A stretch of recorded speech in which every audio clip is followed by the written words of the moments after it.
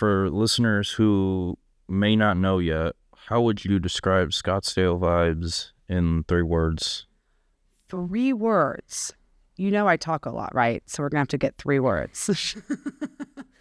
I think that Scottsdale Vibe is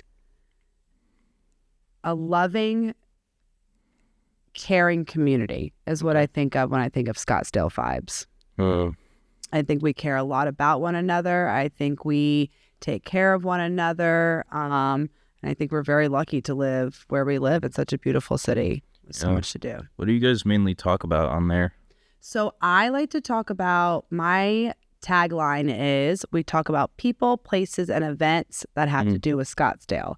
So whether that is interviewing a one-on-one person like you and I are doing, and we talk about them having a successful business or a successful nonprofit or something that they do in the community, to when we have big events, we will bring those people on that host the events for like baseball or the Barrett-Jackson car show and stuff like that. We'll interview those people as well. Yeah. Sounds nice. It's fun. Yeah. What made you fall in love with Scottsdale enough to build a podcast and magazine around it? That is a great question. And I have to tell you, the main reason I did it is because I moved here and I knew absolutely no one. And if I had a podcast and a magazine, I had a reason to call up someone to talk to them and get to know about them and their business. So it really kind of started for selfish reasons of I just wanted to meet people and to get to know Scottsdale. And I felt like I had a reason, if you wanted to be on my podcast or talk about the magazine or tell me your story, is why I did it. Just get to know people. Yeah. Yes. It's fun that way. Yeah. Do you remember the exact moment when you thought, I should start a podcast, and what sparked the idea?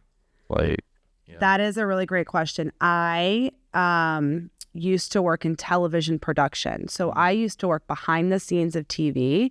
I would make programming. So when you used to watch a long show about a documentary kind of thing or the news or sports, like I did a lot of that stuff. I never wanted to be on camera or talk on the microphone. And when we moved to Scottsdale, my husband said that you should start podcasting to kind of give you something to do. And at the time, my neighborhood had a podcast. And so I reached out to the host of that podcast and asked him if I could help him work on the podcast behind the scenes, because that's what I like to do, is be behind the scenes. And he said I had to be a guest first on the podcast and talk about, what I liked about Scottsdale and living in the neighborhood. I was so nervous because I never was on the microphone before. I never wanted to be. I was shy. I was afraid I was going to say the wrong thing. So again, I always stayed behind the scenes. I was a guest on that podcast, and then I started working for him. And I worked for him for about 1.5 years. And then I bought that company from him. And when I bought that podcasting company, at the time, we did neighborhood podcasts. So we had 5 different neighborhoods in Scottsdale that we would go in and start their own podcast. And when COVID hit, you couldn't really do face-to-face interviews anymore. And it was hard to get to know your neighbors and the podcast. So I started covering interviews for all of Scottsdale to support the small businesses, to see how we could help one another. And when I did that, that's when I decided to stop doing neighborhood podcasts and just do one podcast about Scottsdale to represent the whole city. Because at the time, there were no other podcasts out there. And now we are celebrating 256 episodes I've done in the past 4 years from podcasting. And mainly because I just wanted to know who people were. Yeah. So that's how it happened. Yeah, it's understandable. I can definitely see you being nervous on there. It's nerve-wracking. It is. First time around. It is, because it's your voice, right? Yeah. And everybody can hear you. Yeah. Yes, it's not always fun. Yeah. But the more you do it, like anything in life, the more confident you get Like, at it. so how I did it was that, like, so how I did improv and theater and stuff like that, was like, I didn't even picture a crowd. I just pictured myself talking to like a bunch of blank, Seats or something. blank seats. Yeah. I love that. See, that is hard for me. I could not get up on stage and do improv. I don't think I could think of things quick enough to talk about in that sense. So I think that is extremely brave of you to do. One time I was in a play in high school and I was the Oompa Loompa and all I had to do was stand up and down and I still was nervous. So you're very brave. Yeah. Especially when they're, when you're, the character you're playing has to do something embarrassing and you have to do that. Oh, see. Yeah. It's hard putting yourself out there. People don't realize it. Mm-hmm. And sometimes they see you and they see your confidence and you going out there and doing it. And people don't realize that you are just as nervous as they are sometimes sitting in the stands, Mm-hmm. But we're putting ourselves out there. I think it's really brave of you to do that. It's incredible. Yeah. Yeah. Thanks. Yeah. So what was the very first step you took to get Scottsdale Vibes to get off the ground? That's a really good question. I tell everyone I've never done anything on my own. I have a very amazing team behind me at all times. Sometimes you have some people leave and new people come in, but you always make sure that you surround yourself with people that know things that you don't, because then you have no value. So I always brought in people that were better podcasters than me. I brought in people that were better at social media than me to help our social media. All those kind of things, you ask for help from those that are experts at it. So for me to really grow the podcast, it was consistency. I made sure that I never missed an episode. And it's making sure that I'm on social media a lot to help bring awareness and be found that way as like your go-to podcast for Scottsdale. And it's worked. It takes time.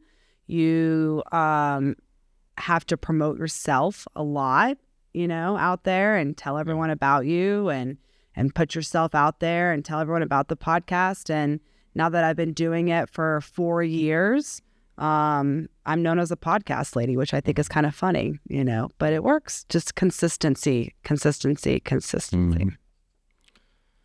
Yeah. What was harder than you expected when you started podcasting, and what was easier than you thought?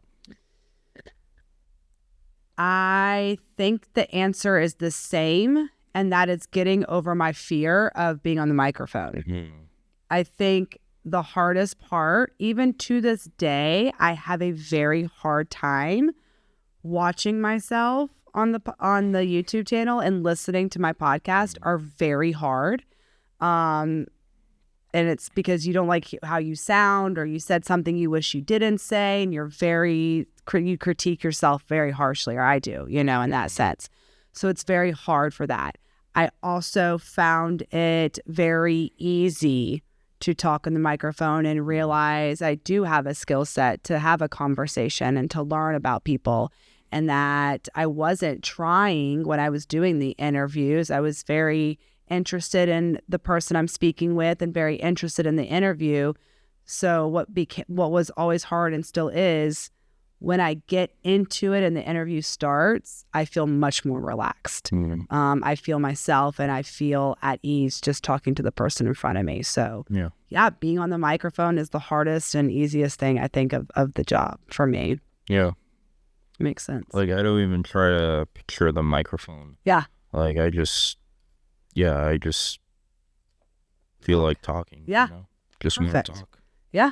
That's exactly what we should do. And that's what the best part of podcasting is to me, is it is just a conversation. And sometimes when you're doing formal interviews, you don't get the same relaxing atmosphere that you do from a podcast kind of thing. Yeah. So I agree. It's very fun. Oh yeah.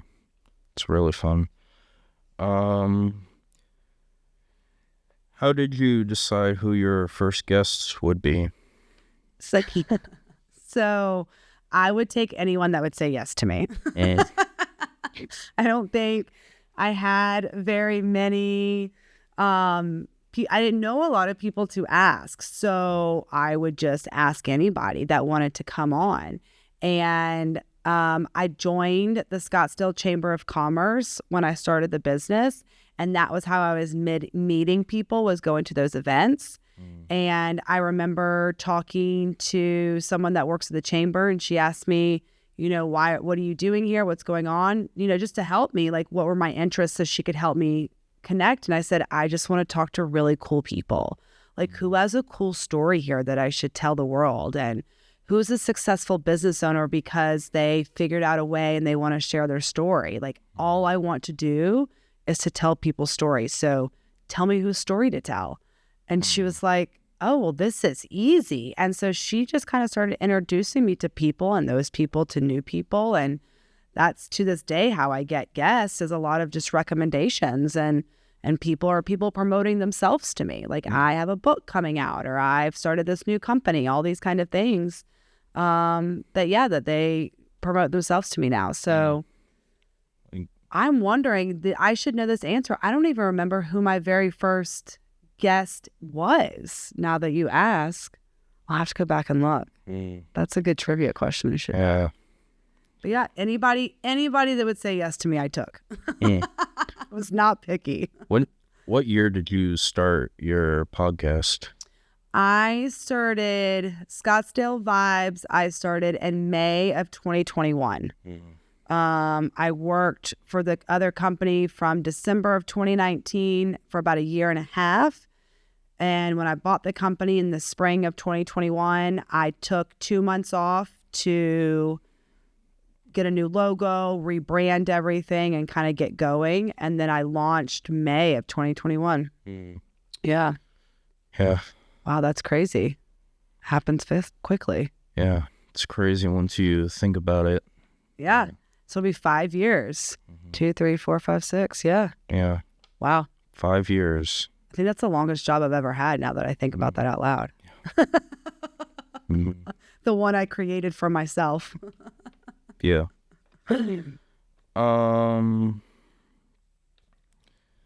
Yeah. So were you nervous, like, meeting new people at first? Very nervous. And I'll tell you why, is because I always thought that I was going to say the wrong thing and embarrass myself when I met new people and started interviewing them. But I realized sometimes the less I know going into an interview, the better the interview is. Okay. Because I tend to listen better when I don't have the answers already known, kind of thing. So I always tell anybody before I interview them, I know very little about you. I really want to learn about this topic or about you from you. Okay. I did enough research to come up with some questions, but I'd never deep dive into the answers because I really want to learn from the expert, which is why I have them on here. So yes, I get nervous every time before I interview someone, that I'm going to say the wrong thing or do the wrong thing or mispronounce something.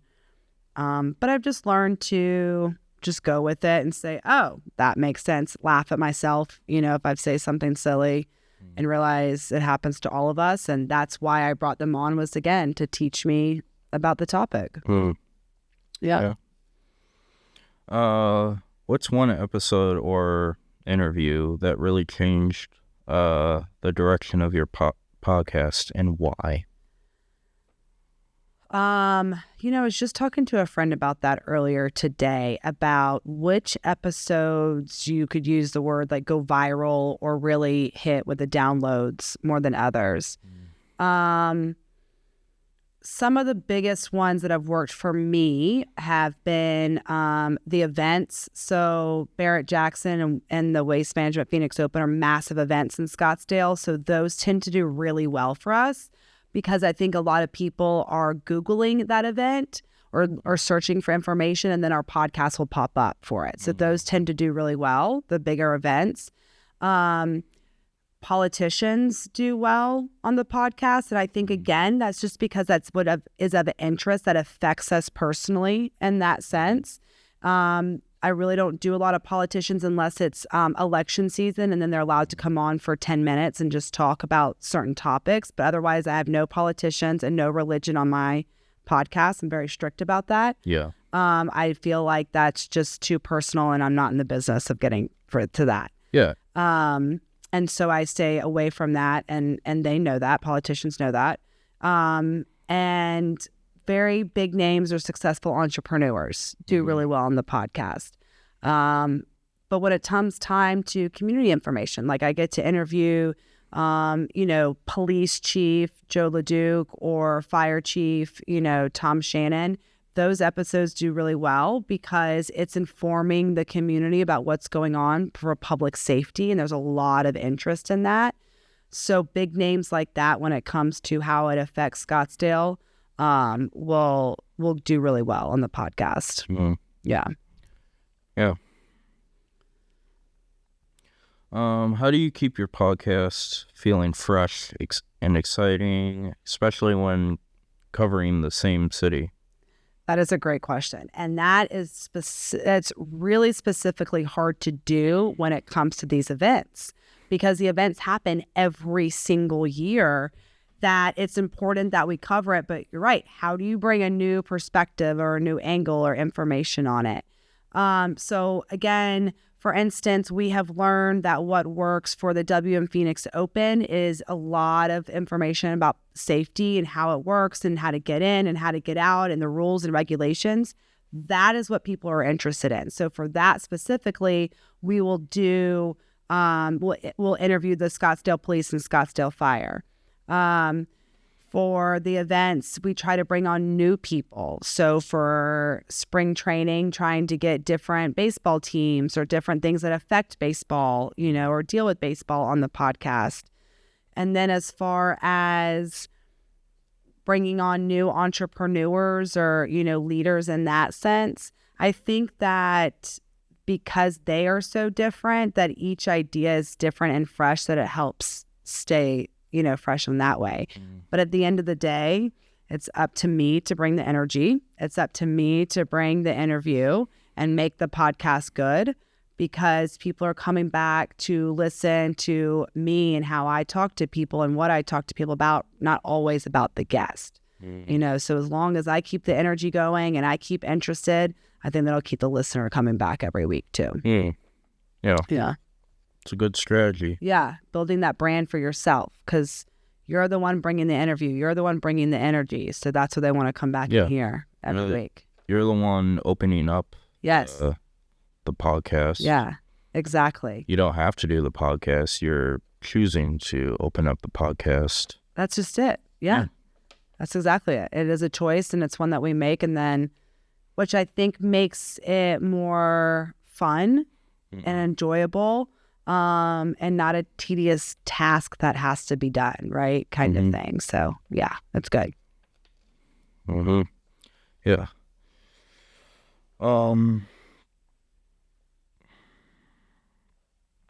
At what point did you realize a podcast wasn't enough and that a magazine made sense too? Again, kind of like the podcasting, someone told me I needed it. I did not come up with these ideas on my own.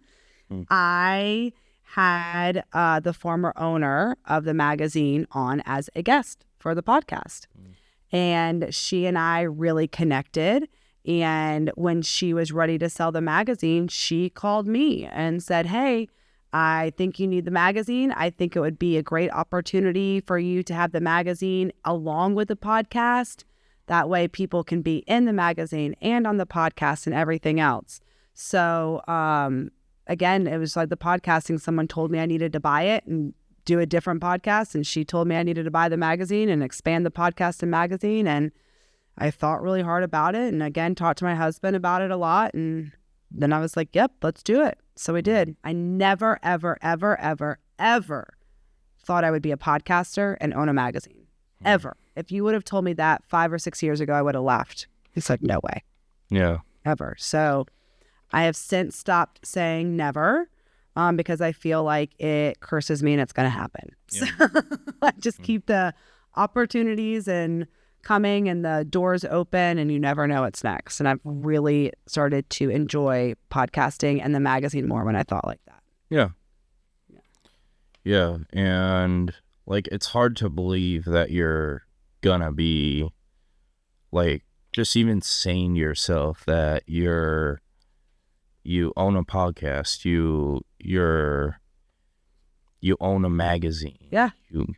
Yeah. It's nuts. It's crazy. It is. And I'm doing it. I think it's crazy. So, Yeah. but here we are. Mm-hmm. I went to school for broadcast journalism. I love storytelling. I tell everyone I'm very gossipy in a positive way because I really want to tell you all the amazing things that's going on. Mm-hmm. And I still get to use those training and those passion, that skill set that I went to school for, 20 years ago in the podcast and in the magazine. It's just me finding that I can use my voice rather than someone else's voice to do it. And I think that's the biggest thing that I've learned as an adult. Yeah. Yeah. Mm-hmm. Can you walk us through the Scottsdale city lifestyle? Went from an idea to a real printed magazine people can hold. Yeah. So Scottsdale City Lifestyle is what we call a franchise magazine. So a franchise is I own the Scottsdale City Lifestyle. There are 12 publications throughout the state, and each city has their own. So I bought Scottsdale. So everything in Scottsdale is what goes into my magazine. And we do that to focus on the community aspect of where you live. And that's why we do the smaller magazines and that. So it was already established when I took over, which was great because most people started from the ground up, and that is so difficult to do and very successful for all of those publishers out there. But again, for me, I have an amazing team. I have editors and writers and photographers and social media help. Like, I go out there and I do all the sales and the advertising and the events and publicity and branding for it. But I still have a big team behind me that helps put that magazine together. And I do not do that. That is all of them. So I'm really proud of my team. Yeah, absolutely. Yeah, and you don't need a huge recording studio to film a podcast. Do you know when I started podcasting, I was in a studio, then COVID happened. And so everything turned to phone interviews. So I had my podcast box sit on top of a Amazon box and a microphone on top of that black box. And I would stare out my window on my knees or sitting on the floor. And that was my podcast studio when I started for probably the first 8 months. Yeah. I have podcasts in a closet before with the plug coming out the door because that's where the outlet was. I have podcasts in the car before. You find a way. Yeah. When the interview comes in, you find a way. Yeah, life finds a way. Yes, exactly. That saying really speaks out. Yes, it does. But that's the great thing about podcasting, too, that you can do it almost anywhere. Mm-hmm. I would not suggest the water. There's equipment involved, but... Yeah. Yeah. Yes, it's a good time. It's a good time. Mm-hmm. Let's see. What skills from podcasting helped you most when you became a magazine publisher? My ability to have conversations and listen. Because I had podcast for 2.5 years at that point, being able to have the confidence to sit down with a stranger and talk to them a little bit more what helped me a lot going into the magazine. I still get nervous when I have to make cold calls to try to set up meetings and sales, they're called, where you literally just pick up the phone and call a company and say, hey, I'm Alicia Haygood. I want to talk to you about the magazine and marketing. And they say no or yes. And so I still get nervous doing that, Yeah. But being able to have a conversation helped me go into the magazine for sales pitches and stuff. Mm-hmm. Yeah. How do you balance being creative and running the business side of media? Ugh, it's not fun. I was doing, before we started recording, I was actually doing accounting all day yesterday for the business. And it's not a fun task, and it's not what you think about when you start a business all the time. And especially, like you said, because I am much more a creative mind, it definitely goes on the back burner more than it should when it comes to that. But I also, my husband is in finance, so I have a great team, and I make him do all the finance stuff because that's what he does for his real job. So I feel like he can contribute to the family business that way, and he helps me a lot with all the finances on that side of the business. But it still is a responsibility of making sure your taxes are paid, making sure your website, is paid for. All of those kind of things you have to set up and keep going and continue to work on and collect the data. So data is incredibly important to show your growth and what works and what doesn't. And that as a business owner can be tedious, but it's also really fun to see as the numbers get better. So, give and take about those things. But the creativity is the easy part of my job, the fun part of my job. It's doing those business tasks that I have to sit down and make myself do. Mm-hmm. Yeah. If you were starting over today as a student, what skill would you focus on building first and why? Oh, that's an amazing question. Yeah.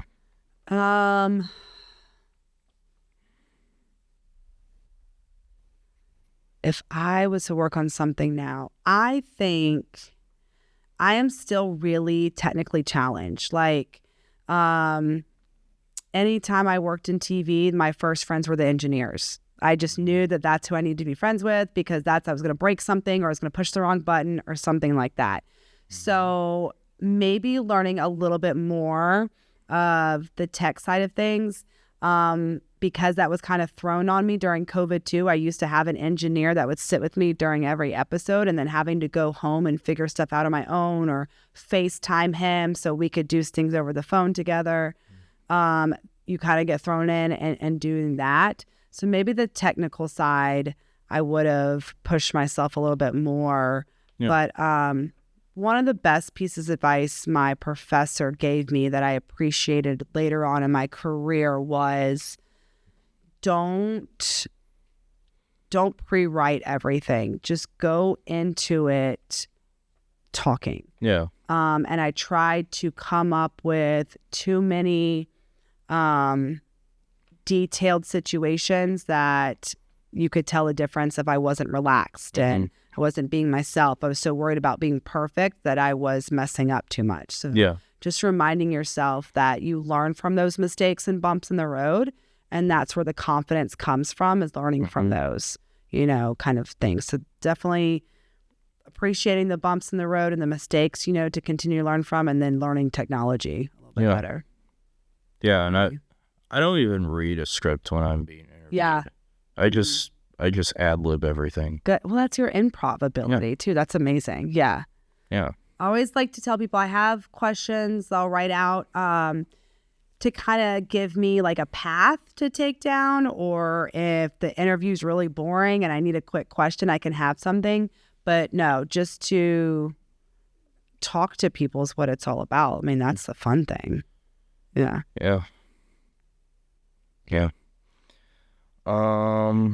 What advice would you give students who have ideas but are afraid to put themselves out there?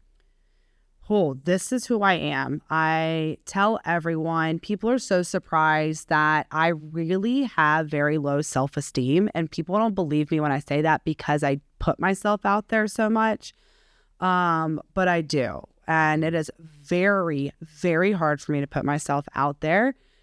So for those who don't want to, which is kind of what I did, I went behind the scenes, right? So I learned how to train reporters to speak properly or to stand properly, or how to do interviews. So I learned the skills and would teach others because I didn't have the confidence to do it myself. kind of thing. Yeah. But if there's anything I've learned, share your ideas, whether that's in an email or a text message. If you're, don't want to speak up in a big group or something like that, there are other ways to work to get your ideas out there so you feel heard, you feel seen, and you can see your work. You work with friends who, or business people that maybe are able to put themselves out there more. So you talk to them about the ideas and they can go tell the right person, something like that. I've done that with friends. So I think it's more of making sure that you always feel heard, because there's so many different ways to do that. It doesn't have to be raising your hand and speaking up in a big class. It can be one-on-one. And there are ideas to work off of all the time. All the time. Yeah, especially just put yourself out there, put on a mask, I'm Yes. saying that as I'm just saying that. I don't mean literally put I know on a what you mean. mask. Yeah. I definitely can turn into somebody or something for the moment, It was like I said earlier, you always making sure that I carry the energy during the interview, right? Like that's a role sometimes I have to play. And for instance, I was sick for a few days and I had to come in and record 3 podcasts. I was not feeling great, but I pulled it off because I put a mask on in that sense of like putting on the smile and being ready and energetic. And then I went home and went back to bed, but you put a mask on for what you got to do. I think I totally understand that. Yeah. It's like taking a picture, you smile when you take a picture. Yeah. But that's what I'm trying to say is that, you see a person smile, but you don't know what's actually going on in the inside. How much time do we have? That's great. Yeah. No, you don't know what goes on behind what's going on. Yeah. And that's why I was saying people think that I have all of this self-confidence because of what I do. And in reality, I don't. And I think maybe because I have so little self-esteem personally that it gives me the confidence to just put myself out there. Because sometimes I think about, what do I have to lose? Yeah. Like I have nothing to lose. I only have things to gain. And for me, the gain is not notoriety. It's informing my community about what's going on with that interview. So that requires me to put myself out there to bring somebody on. Then I do it for the good of the community at the end of the day. What excites you the most about the future of podcasts and local media? Okay. Yeah. I think that podcasting is an amazing opportunity to be heard and connected with your listeners. It's a inside, in-depth kind of look into who you are, and I think that there's something refreshing about that, because we all want to feel like a part of a community and that we are seen and heard and not alone. And podcasting can give us that opportunity to connect with like-minded individuals. No matter what the topic is, there's podcasting for it. The future, I think, is video and audio combined, and more people finding their voice to share a positive impact in the world is what I'd like to see from that. Yeah. All right. If Scottsdale Vibes were a song, movie, or vibe, what would it be? I think this is funny. I've never been asked that, but gosh, you had some really good questions. Yeah. I can picture it kind of like an 80s movie with lots of hot pink, yellow, orange colors with like the palm trees. I think like Miami Vice, kind of vibe. I kind of think that's kind of what Scottsdale is. We're unique. We're one of a kind. We're flashy. We're vibrant. We're fun. We're entertaining. And we're a place that everyone wants to come to. And I think of all of those things. And I think of like a Miami Vice kind of vibe. Oh, yeah. Yeah. I love it. Yeah. So I think that's all about the questions we have. Thank you for coming on to this podcast. I had the best time. Yeah. I've only been interviewed one other time. I'm always in the hot seat. So great job. Thank you. Thank Yeah, you. you're welcome.